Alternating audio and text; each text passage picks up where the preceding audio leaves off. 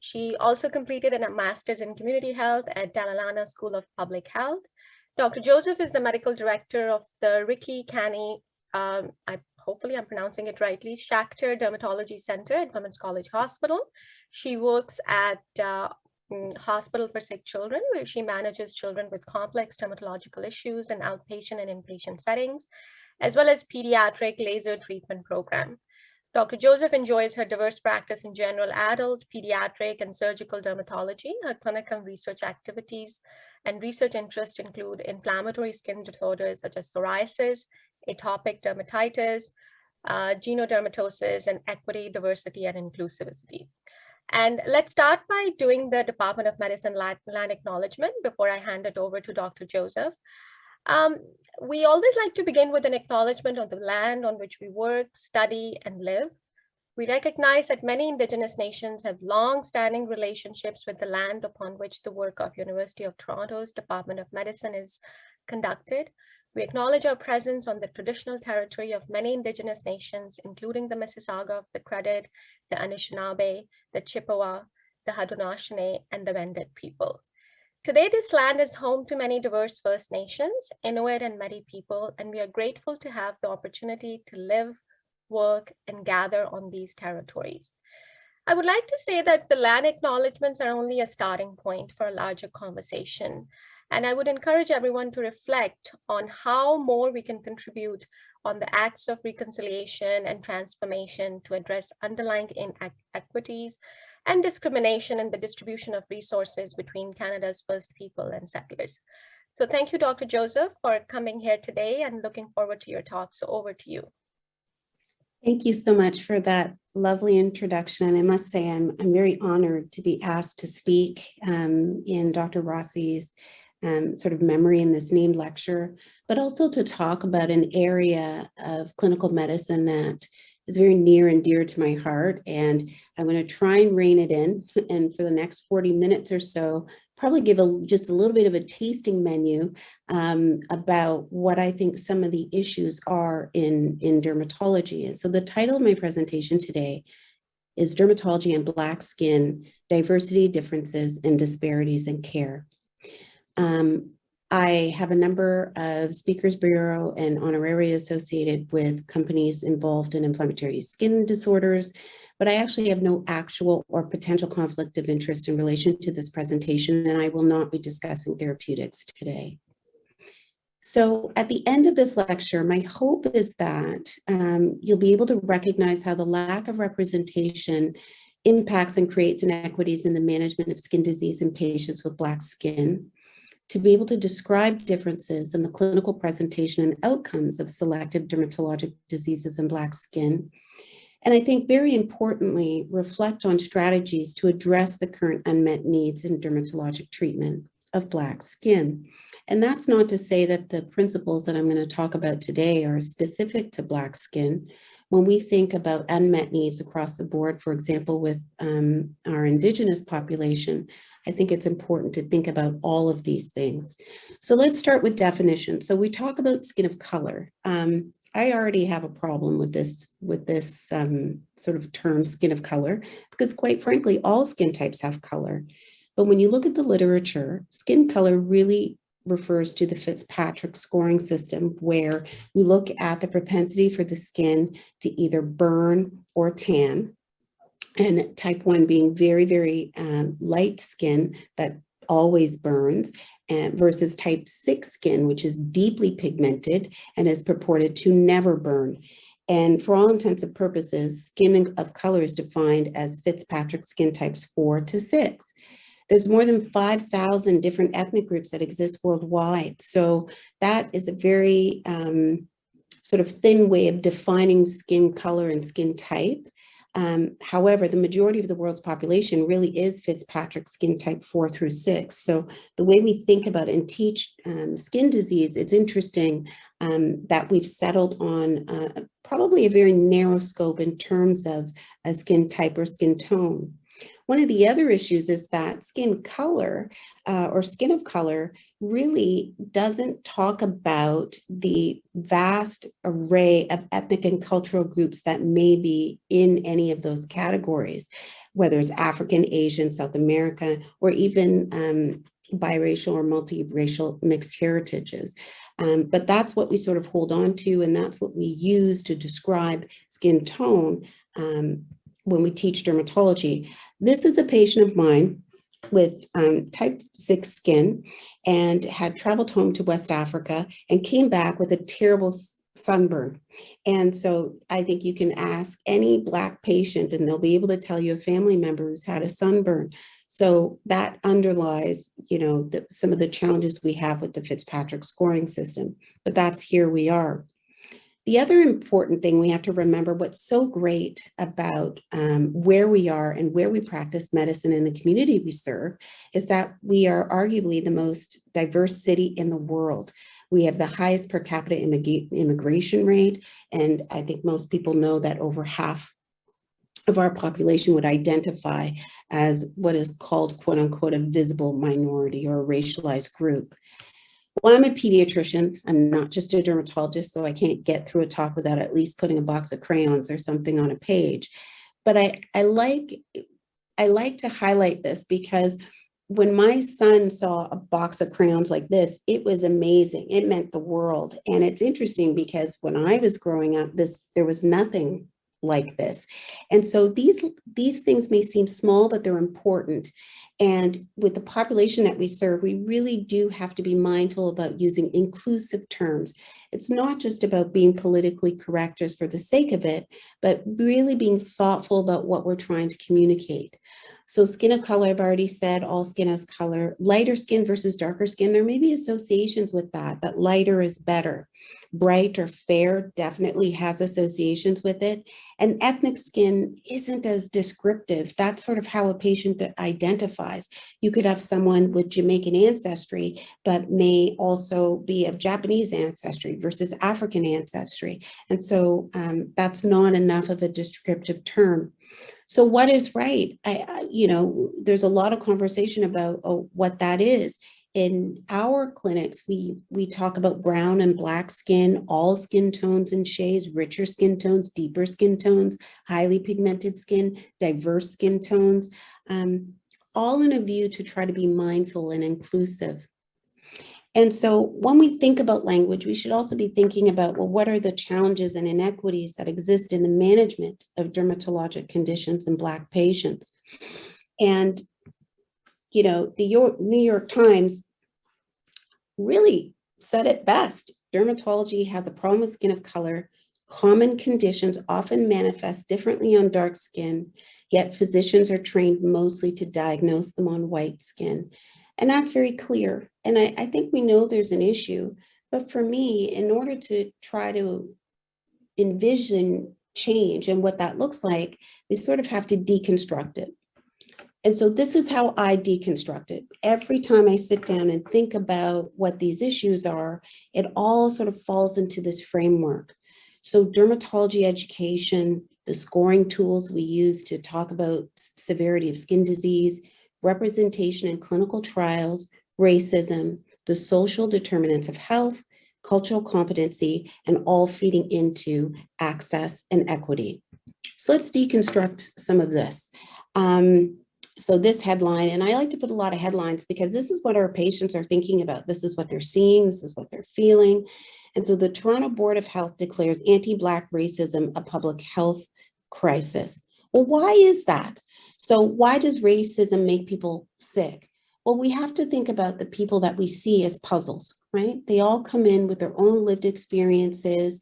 I always like to think about this racism iceberg. What does that patient encounter day to day, at work, at home? Could it be as big as a hate crime or the things that they see on television versus those everyday slights? And so patients have this whole framework about how they tick and how they think and how they approach healthcare. And so we have to be mindful of that. And so I could probably spend an entire dissertation talking about why racism makes people sick. But when I reflect about dermatology in particular, this stands out to me: the foregoing of medical attention or seeking alternative therapies to avoid encountering racial bias or comments. And so this leads into cultural competency, the ability to understand and communicate effectively with other cultures different from yours. And so if I highlight this issue, I just put this as an example of something I was involved with the Society for Pediatric Dermatology. Black hair or curly textured hair or Afro textured hair is something that conversations around that in dermatology have been fraught with issues. You know, the advice that we give to patients, wash your hair every day, is not something that is culturally congruent and is also detrimental to the hair type. And so I was involved with this handout. And when we hand this out to parents, it's been such a huge impact. You know, I've had mothers say to me, no one has ever talked about or been able to answer the questions, and the fact that this is sort of on the internet. And I didn't realize how meaningful this would be for patients, but it really has been. And I also point out the language here that we talk about coily or curly hair, but we don't call it black hair. And the fact that there's an overlap between races. So hair type is this is not the only one seen in people of African descent, and it's not unique to this group alone. So again, being inclusive so that the information is something that people can relate to. This is Dermatology Faces a Reckoning. A lack of darker skin in textbooks and journals harms patients harms care for patients of color. So we know that, but what's the data?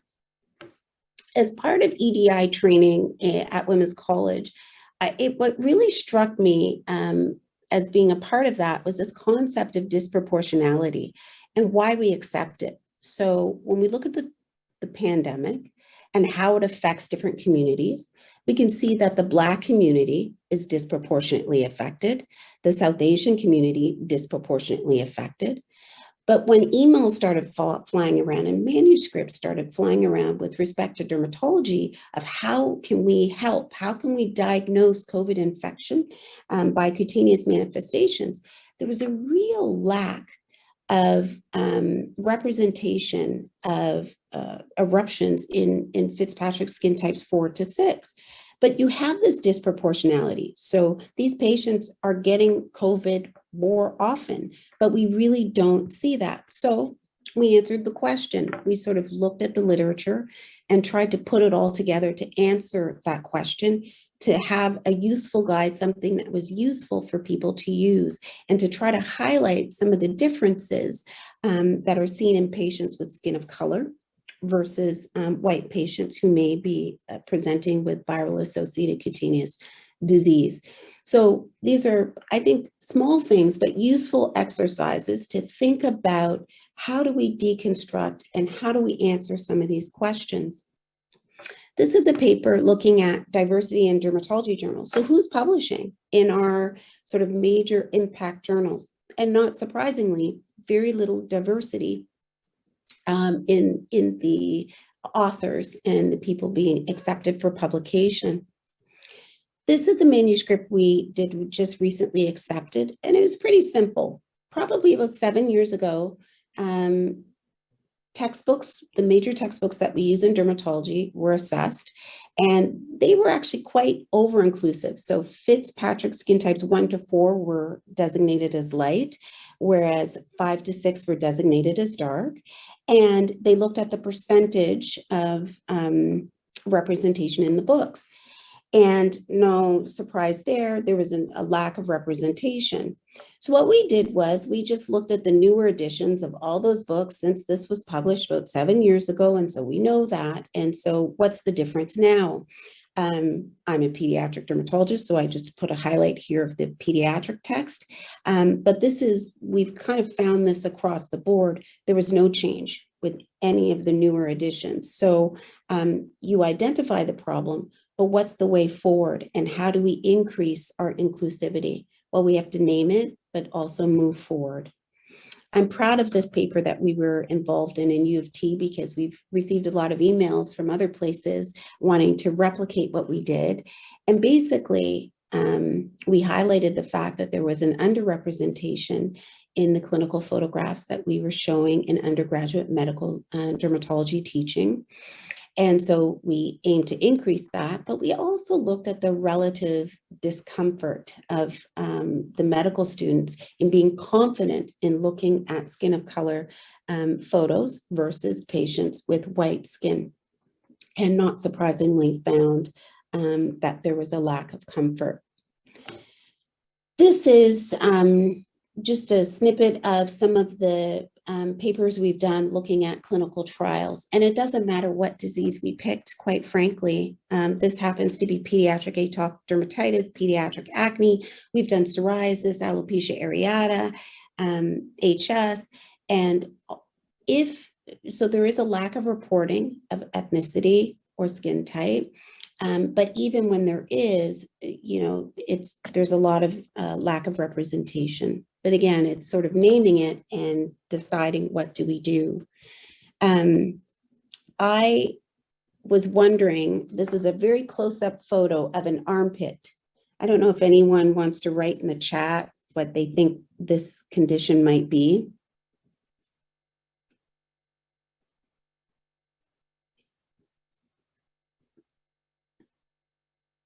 And we've got a bunch of HS, absolutely. And so HS is a very challenging condition to treat.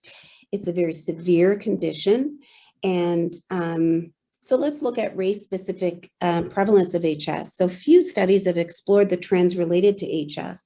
But in this data, you can see that in any country where you would expect to find Black people, there's a higher prevalence of HS. And so this is a disease that affects Black patients more often.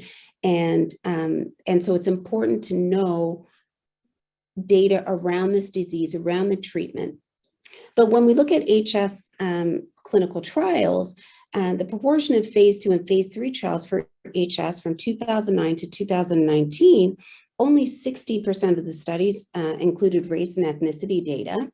And when you look at the categorization of race, when people do report it, it's about 14% Black. And again, showing you that there's the highest prevalence rate in Black patients. But I think even more striking is that none of the trials that had that data included sub-analyses of treatment efficacy based on race or ethnicity.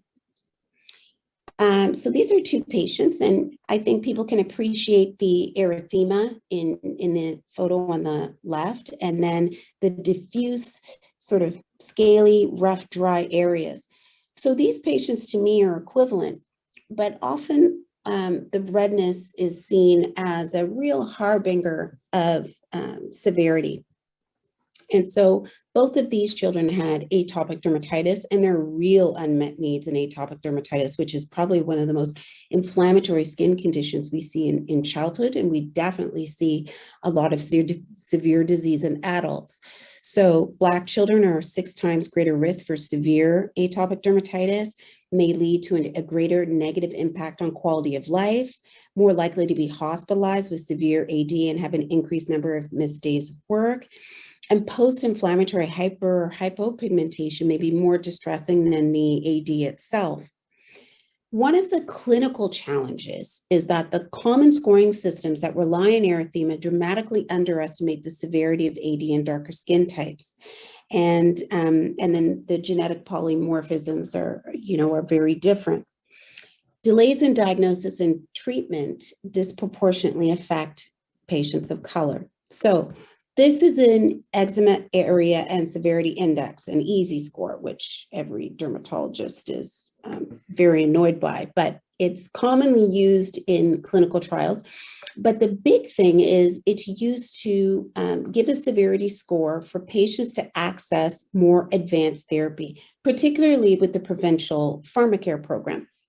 And so what you can see is one of the big things we have to think about for intensity is erythema. So is it pink? Is it dull red? Is it deep dark red? Is it a severe score?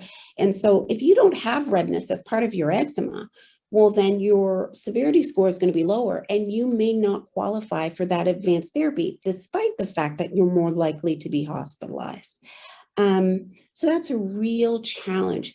And from a clinical trial point of view, if this is the scoring that you're using, how are we going to modify that to capture the disease and the response in other patients other than white skin? So the key points here in this first sort of block is that skin disease in Black patients is underrepresented in medical education and research, that using inclusive terms is important, cultural competency is important, and many areas to address to achieve equitable access to dermatologic care for Black patients is needed. So we're going to shift a little bit to be a little more clinical, and I'm going to talk about brown skin and Black skin and how it presents.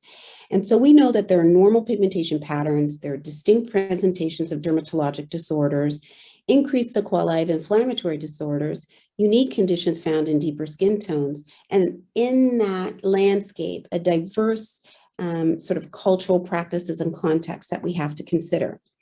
So the pathogenesis of skin disease differs across skin types. We know that there's different lipid compositions in different ethnicities, different cytokine profiles, different genetic polymorphisms. Great example of this is atopic dermatitis. And so the phenotype, and we'll get into that a little bit, in Black skin can be quite different, but you can see that there's a Th2 skewing across the board. But what's so interesting is this Th17 that's seen in Asian patients, in white patients, but a lack of Th1 skewing in Black patients when compared with the patient population, those other populations. Also, proteins like filament aggregating protein and loricrin, and which have a role in the pathogenesis of AD, we don't see those mutations in Black patients, in Asian patients. And so the disease is different. And so maybe the response to treatments are different, and certainly the way it presents is different, which we're going to talk a little bit about. So they're normal pigmentation patterns. I think we have to acknowledge those and be ready to explain to patients and sort of reassure. Here's an example of a patient with these linear sort of tangential lines. I'll get referred patients like this for acanthosis nigricans. They feel stigmatized. They feel like, you know, I don't have diabetes. I don't have these issues. But this is a normal variant. These are juxtaclavicular beaded lines. It's a form of sebaceous hyperplasia. It's not associated with acanthosis nigricans, and it's nice to be aware of that. This is melanonychia, very common, and then this would be an example of Hutchinson's sign, where there's abnormal pigmentation surrounding the proximal nail fold, suggesting malignant melanoma. There are distinct presentations of skin disorders. And so this little person is my patient, and I don't know if anyone in the chat wants to just say what they think the diagnosis is. Any takers?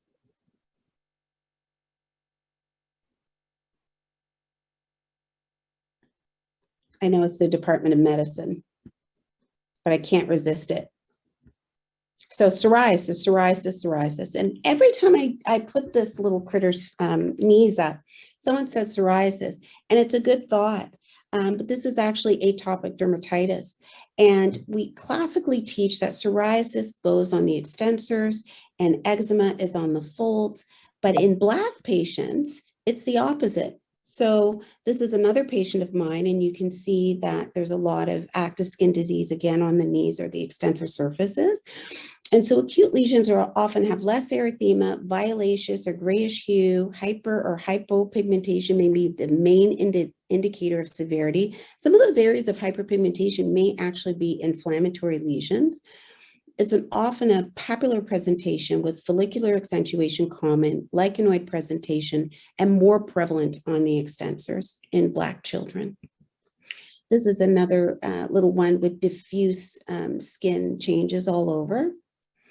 This is another patient with these flat top sort of papules sent as warts, but this is actually atopic dermatitis, a lichenoid variant. This is a patient with widespread excoriations in these little nodules, or what we call prurigo nodules. But the key to this is that of all these, what we call special variants of atopic dermatitis by ethnicity, so nummular or coin-shaped or prurigo nodules or lichenoid papules or perifollicular accentuation is not seen in white skin. So if we don't sort of fold in these variants as clinical norms to recognize atopic dermatitis, they will miss the diagnosis in patients with brown and black skin. This is a patient of mine who has diffuse sort of scaling, and you can see this follicular accentuation. These referrals often just come in as dry skin. But I bring us back to this term called erythroderma. And so when we see patients who are red from head to toe, this widespread reddening, 80 to 90% of the body is usually due to an inflammatory skin disease or process. There's a differential for erythroderma, and it really does speak to severity.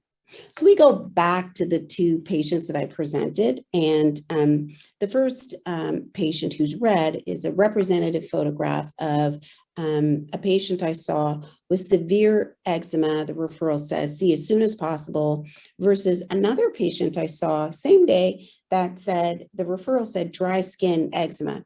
Severe eczema was seen much faster because we get thousands of referrals a month at Women's College, whereas the dry skin eczema was sort of triaged as less urgent.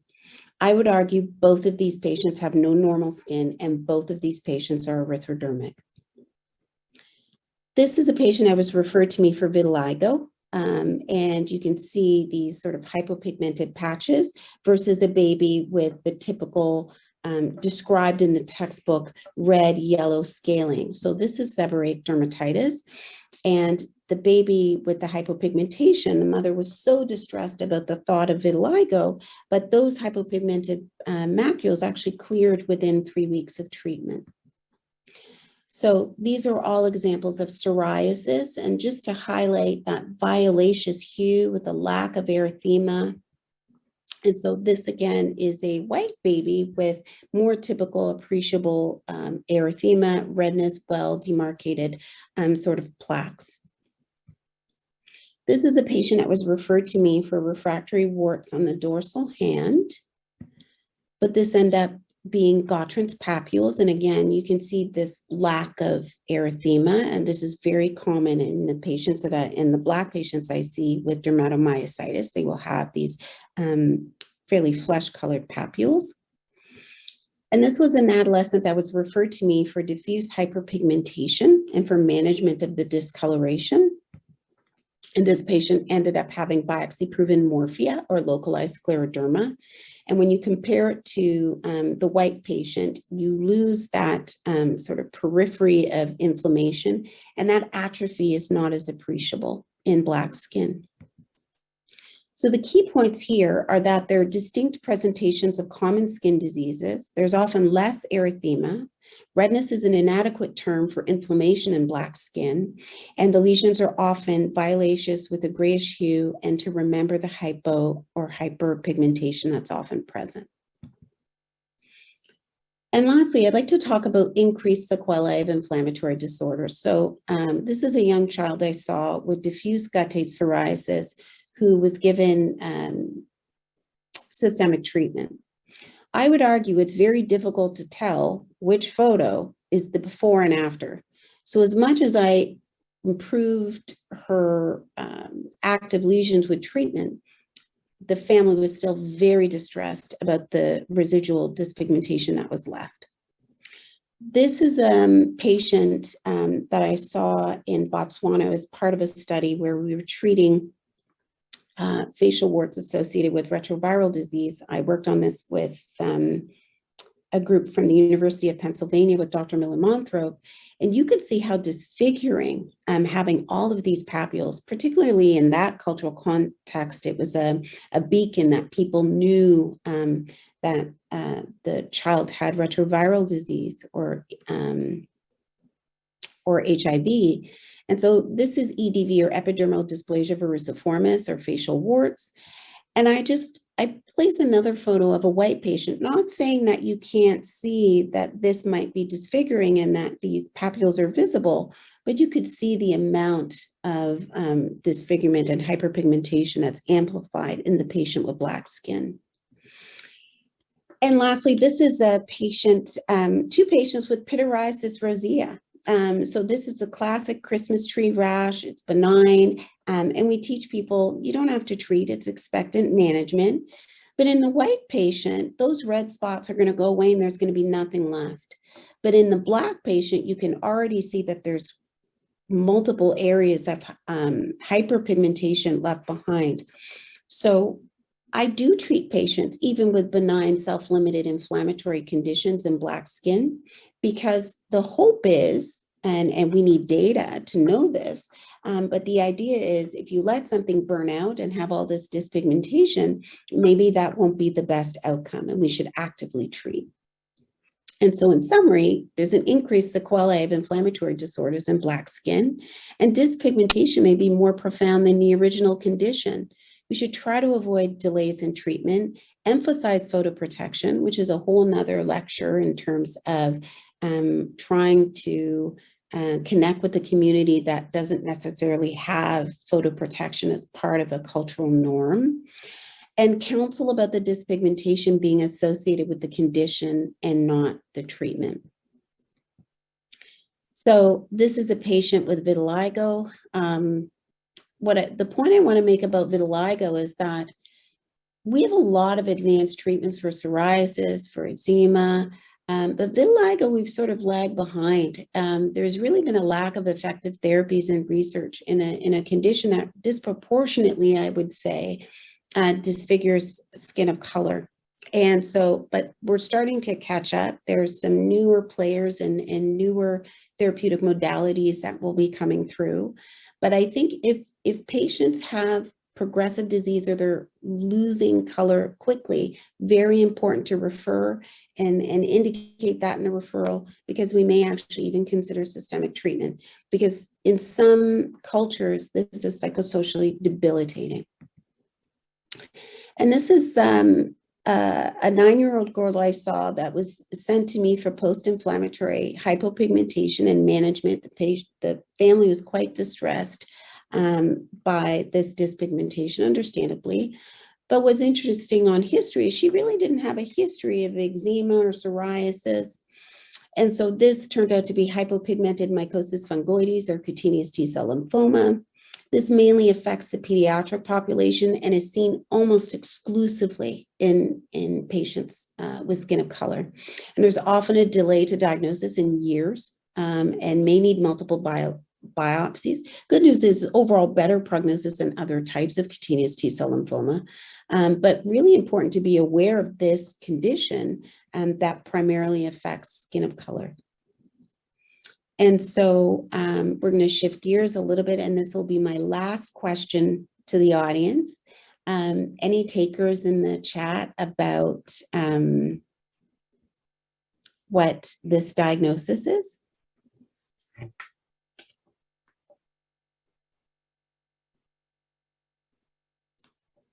So lots of thoughts about keloids.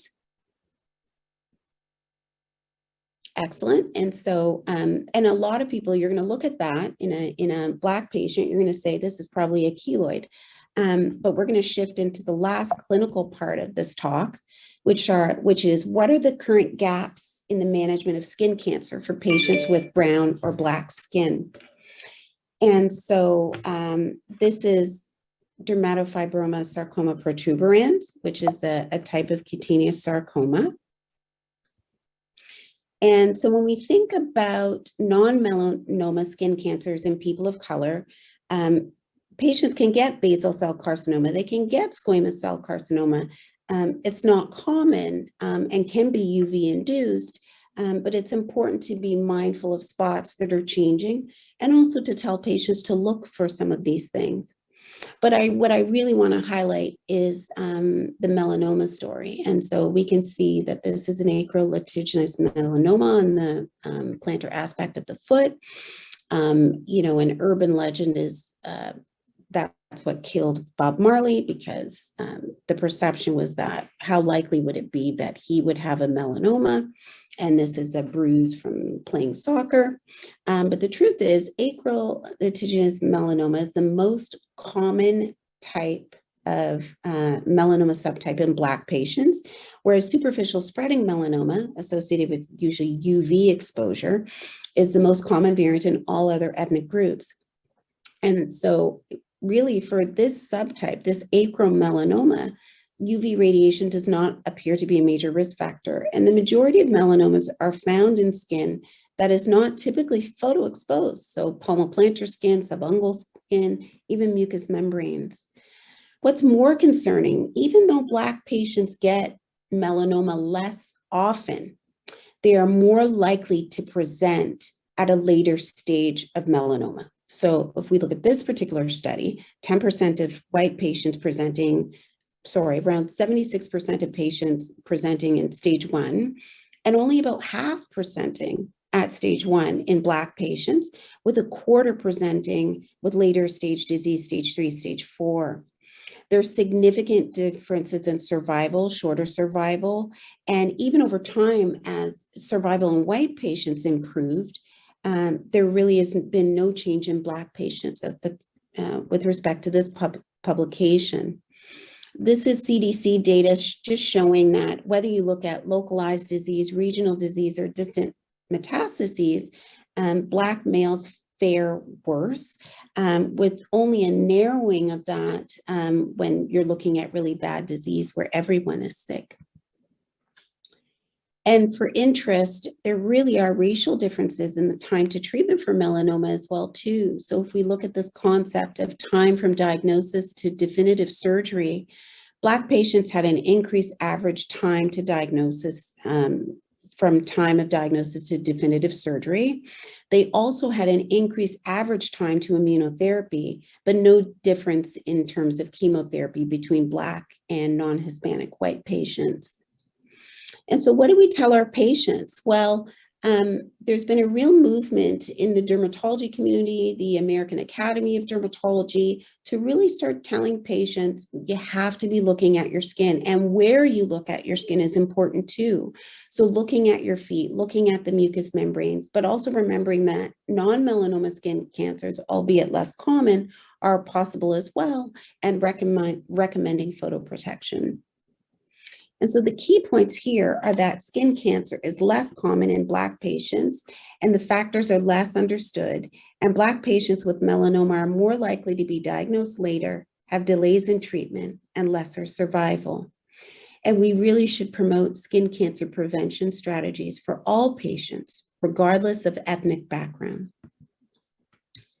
And so I guess I'll end with future directions. And I come back to this framework as I sort of deconstruct what I think some of these issues are, right? The education, the scoring tools, the representation in clinical trials, racism, social determinants of health, cultural competency, and access and equity. As we try to tackle all of those things, it's important to name what the issues are. And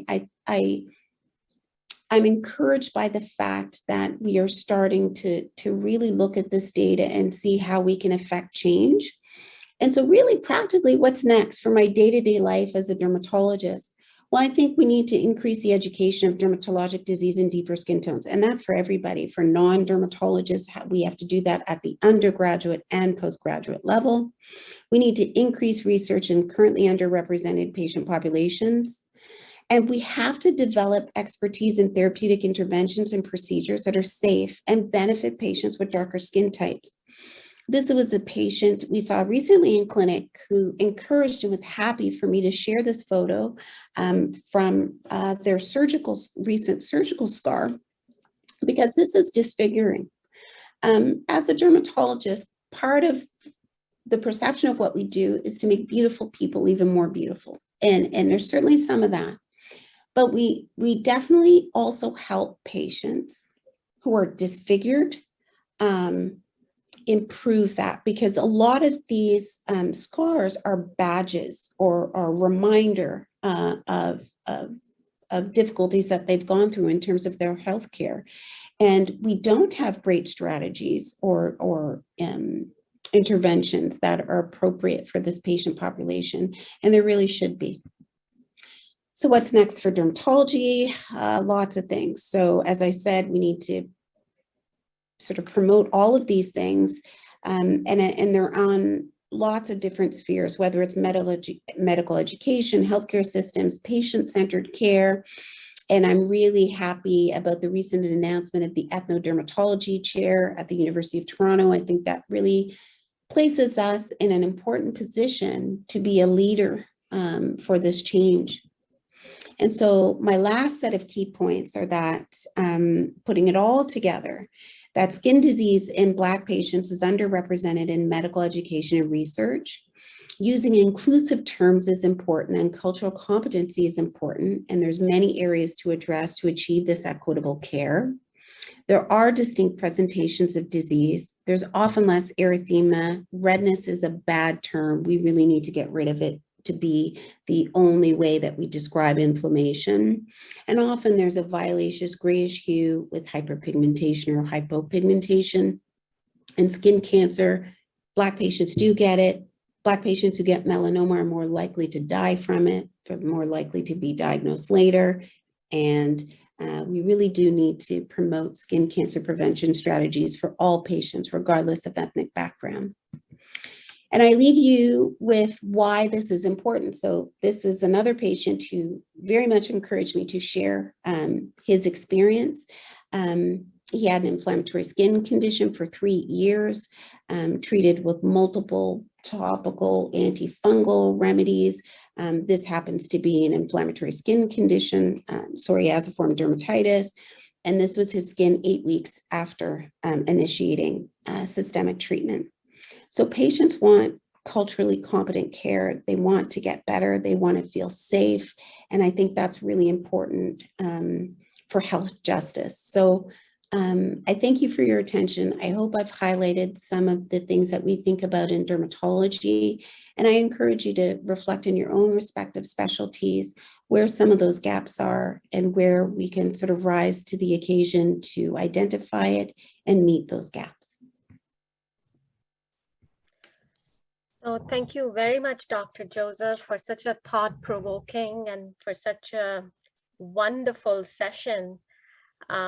I must say I'm so impressed, and I think that this is a start of a conversation and a dialogue that how EDI is incorporated into our clinical practices. And whether we are not aware or whether we are aware, these things are impacting us as clinicians and educators. So what a fantastic talk. There are a lot of good claps and comments coming in the chat as well, but maybe we should start with questions, and the screen you can see how to ask the questions. I know we are all Zoom savvy now after 2 years into the pandemic, but just a friendly reminder. So I see Dr. Shepard. Hi, that was fabulous. Thank you very much. I'm just wondering, there's been a sea change in the last decade in the treatment of malignant melanoma with immunotherapy. And I'm just wondering, for patients who have access here, where it's all paid for and covered, do the Black patients do as well on immunotherapy with PD-1 and CTLA-4 or not? Is there outcome in other areas like the state's lack of access, or is there a difference in the disease and how it responds to our now very effective treatment?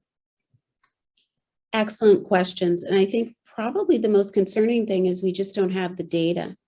So it's about asking those questions and trying to figure out what those answers are, because often we'll jump to the difference between the US and Canada in terms of access to care as a socioeconomic one. But there is data in the US to show that even when you control for patients having access and having insurance and socioeconomic factors, they actually still have worse outcomes. So the question becomes, are there genetic factors? Is it the disease itself? Or is there structural racism? What are all these layers? And because we are a different system and have a different framework, it would be nice to explore those things, but I'm not aware of any data. So while we are waiting for other questions, maybe I can ask a question. Um, I think most of the work around which you are doing or other leaders are doing in the EDI and educational and clinical practices, it's not just about learning, but also unlearning. Like, how do we unlearn the things which we were taught, or how do we stop practicing or modify our practice based on quote unquote science and evidence, which was not inclusive of all the patient population? So do you have any thoughts about that? I know we need to educate, but also we need to educate around unlearning those concepts which are not helpful in patient education or patient care.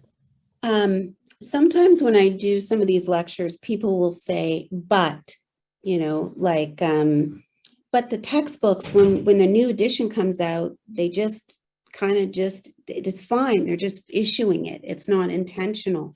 But unless you're disruptive, you're not going to change the status quo. So my comment to that would be, I think it really takes a level of disruptive thinking and also uncomfortable conversations. And those conversations means that representation goes into that as well too. So who has a seat at the table? Who are you going to make a concerted effort to say that there has to be change? And then you also have to create spaces. You have to create safe spaces and brave spaces for people to call people out. You know, I know people say call in, but quite frankly, I think in order to really make change, you have to call people out and disrupt things. So that's a whole sort of shift in medicine. That's not going to happen overnight. But those would be my comments. Thank you. Mireille? Yes, thank you for that brilliant talk, Marissa. And, you know, yesterday I was listening to the OMA, you know, a town hall and prescription for healthcare. And among the great, you know, focus is senior care and home care. And unfortunately, there was only 2% interest in gender and ethnicity issues. So, you know, it is how do we advocate in our prescription for healthcare for more inclusivity in healthcare? And I would comment that we need to actually play an advocacy role, you know, and have a seat at the table at the OMA and advocate to the people in power so as to influence the healthcare system. Thank you. Agreed. Jillian? Marissa, that was fabulous. And sitting right below you in my Hollywood squares is Sean from last year. So what a duo. I guess my question is, to what extent do dermatologists expect Black or brown dermatologists to take care of the problems that you've dealt with versus the overall competency of dermatology as a field, as a profession? I think it's such a good question. So at the CDA, a needs assessment was done where about 2/3, like I think probably 70% of the CDA members said we need more teaching around skin of color. And there's a real shift to wanting to address this equity issue. I will say this. I think a lot of dermatologists, regardless of ethnicity, actually just practice in areas where there's a lot of diversity. And so they recognize disease. They've just sort of learned it and recognize it. But there are all these challenges about how to connect with patients, how to sort of, even in clinical trials, when I talk to the clinical trialists, they sort of say, we just kind of go off the cuff and make up, you know, how we're going to, because how are we going to denote severity? So I think dermatologists are very interested in the conversation. I think just as important, though, is the non-dermatologists, particularly in primary care, because that's how the patients get to us. And I notice these practice patterns of dry skin versus red, you know, erythroderma or severe. And that shift is a lot of referrals will come to me from non-dermatologists saying, you know, patient wants Black dermatologist and there's no clinical history. And I have to say that makes me want to pull my hair out, because you didn't give me, you didn't give me a story. Whereas a dermatologist, when I get a referral from them, might say patient with type 6 skin, we're not sure, patient is reluctant to go on a systemic, blah, blah, blah, blah, blah. So I find the dermatologist story is, there's room, but we're all trying to work together to get better. But I also don't want to leave out the primary care. I think that's a big thing to tackle as well too. Thank you, Marissa. I would like to read the comment from Dr. Black in the chat as well, that this is reminiscent of the lack of knowledge about treatment of women in the emerging era of heart and stroke prevention in women in the 1960s and 70s. So thank you for sharing that thought as well. Dr. Kumagai had raised, so Dr. Black has raised a hand as well. So maybe we'll go to her first. And no, I was just going to comment that it's sort of playing out in a similar way, and you just have to start including all the people that are appropriate. And it was unclear if antiplatelets worked in women or not, and there were all kinds of issues. And so I think we're now much more conscious of this, and it's wonderful to see how this has been brought home so beautifully and illustratively with pictures of the different skin types. So just wanted to point that out, though. This is not a new problem. It's just one that is, much more urgent. And it was also really interesting to see how lucky we are as a country to have such a large patient population that has come from other countries, because it enriches us tremendously, and we have to learn how to make this be an asset and be something that we all take heart and do the right thing. That's all. I just wanted to say that. Thank you. Thank you, Dr. Black. Dr. Kumagai can't raise a hand because he's the co-host, so he had a question, and I'm noticing Dr. Wharton as well. So Arno and Sean. Yes, so Dr. Joseph, absolutely brilliant talk. And I think what's really interesting is that you marshal all this evidence to say this is best practice, that it's not just a matter of justice, but you're using evidence to serve justice, which is an absolutely beautiful exemplar for how we should conduct medicine, clinical research, but also education, right? Is that this isn't just a matter of equity. This is a matter of serving us all and performing the best we can as physicians. So that I have to say, in working in this area, I've just been incredibly impressed with how you presented this. The other issue that, I completely agree with you is the idea of disruption. And you do it in such a really provocative, thoughtful way, but you're absolutely right. We have to disrupt the paradigms in order to make the field progress. So thank you. Thank you for this brilliant. Dr. Wharton. Terrific, Marissa. Thank you very much for actually doing this. This has been great. And in a sense, I think when we look at the field of the EDI issues and Blacks in America and here in Canada as well, a lot of the emphasis has been on Black skin, and Black skin allows for the differentiation between other groups, and that defines everything else, i.e. There must be a different level of other genetic components. Their brain is different, their heart's different, their tissues are different. But from a biological standpoint, we've got 99.9% of the genetic understanding, and the brain, neurochemistry, and everything else is the same amongst all people. The one thing that differs is the amount of melanin in the skin, and that melanin in the skin results in sometimes worsening of certain conditions, such as sarcoma presenting a little bit differently, and melanoma presenting in a little more of an aggressive fashion. But that happens in a dark Sri Lankan as well, or somebody from Malaysia, and a number of other, because of the melanin component, not because of the fact that we're biologically different. And I think that's been one of the biggest challenges is to have people understand that biologically the races are not different, but from a melanin standpoint, you do need to look at them differently because things present differently and we should be aware. So have you run into that challenges at times that the skin makes people think there's a huge biological difference when there's just really this one component? I think it's tough because the whole premise, even around approaching patients, is trying to avoid othering.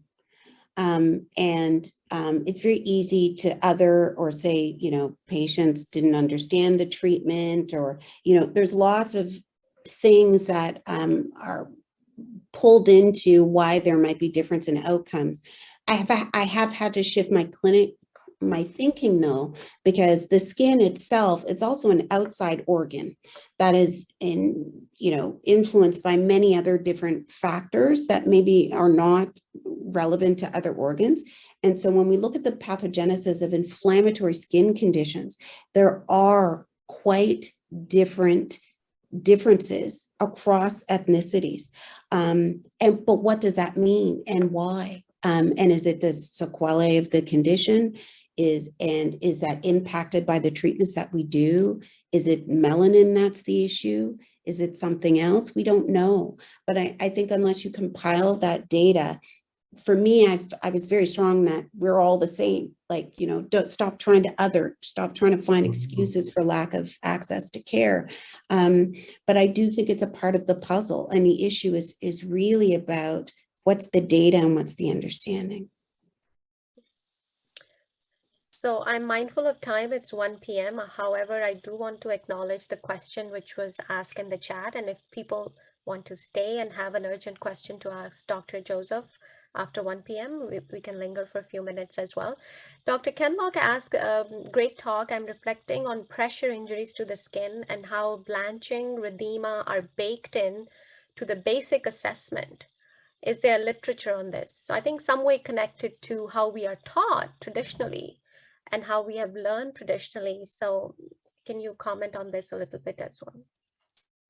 I think it's an important point. Often I've heard people say that it's difficult to appreciate inflammation in Black skin and brown skin. I disagree with that strongly. I actually think it's just different. When you do those special sort of heat thermography assessments on hyperpigmented lesions in Black skin, they heat up like red lesions in a white patient. So in a lot of those lesions that we call post-inflammatory, or it's just dyspigmentation, there's a lot of inflammation there. And so I think there's going to have to be a huge shift in the dogma in terms of blanching and all these clinical things that we look at, inspection in dermatology, because we've really honed in on a specific phenotype or look and what that means, what inflammation means.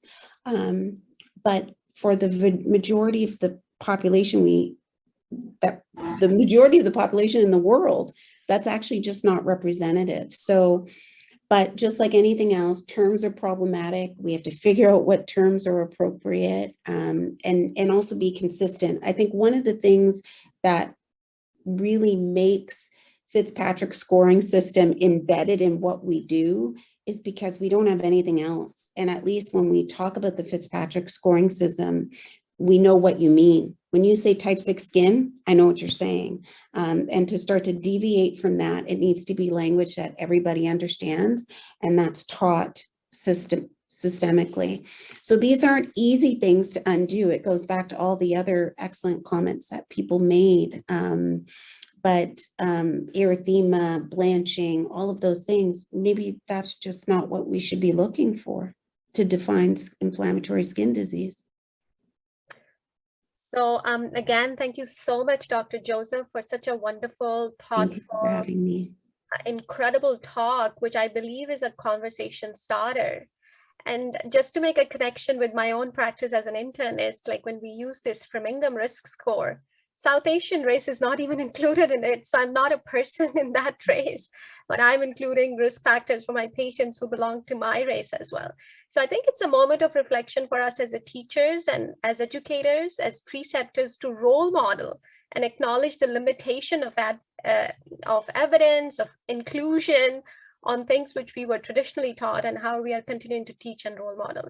So thank you very much for participation and for very thoughtful questions, and I will draw the conclusion rounds to close as well. Thanks again, Marissa. Thank you.